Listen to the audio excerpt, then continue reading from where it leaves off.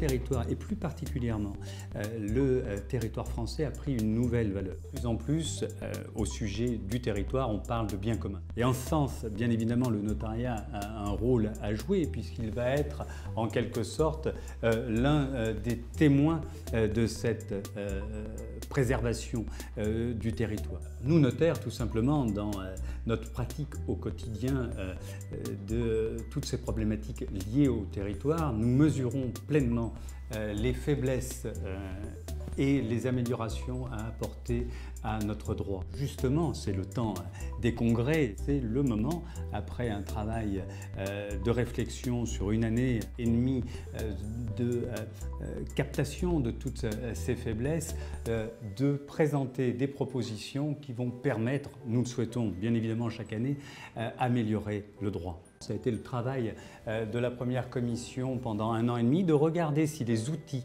dont est dotée l'agriculture aujourd'hui vont lui permettre de s'inscrire dans une agriculture de demain.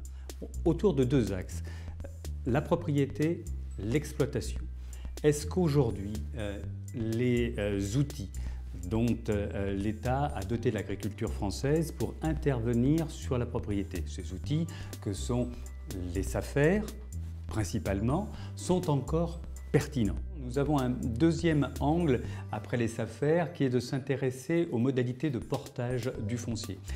Pourquoi? Tout simplement parce qu'on s'est rendu compte que le fait pour l'agriculteur d'acheter lui-même son foncier obérait de manière trop importante sa trésorerie et le mettait dans une position fragile. Notre deuxième axe est celui de l'exploitation. On voit qu'aujourd'hui, il y a une demande générale de tous les citoyens, de tous les consommateurs. Les agriculteurs doivent, du fait de ces demandes multiples et pressantes, s'inscrire aujourd'hui dans une démarche plus éco-responsable. Nous avons centré et axé nos travaux sur 2 plans. La forêt, bien évidemment, puisqu'elle est productrice de matériaux qui sont écologiquement compatibles avec une réduction de la consommation d'énergie. Et puis, nous avons un deuxième volet sur les énergies renouvelables. Il y a un paradoxe.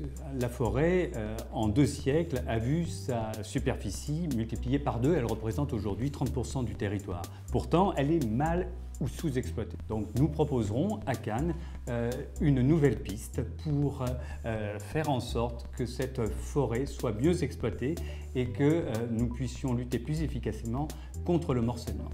Le deuxième volet concerne les énergies renouvelables. Quelles sont les autorisations nécessaires? Quel contrat va-t-on choisir pour mettre en place cette énergie? Qu'adviendra-t-il d'une éolienne dans 20 ou 30 ans lorsqu'elle aura cessé d'être exploitée, lorsqu'on sait qu'elle est enfouie, au moins sa base, à plus de 20 mètres dans le sol? Comment faire pour offrir à nos concitoyens des lieux harmonieux de vie et donc de participer à ce qui ressort de la cohésion?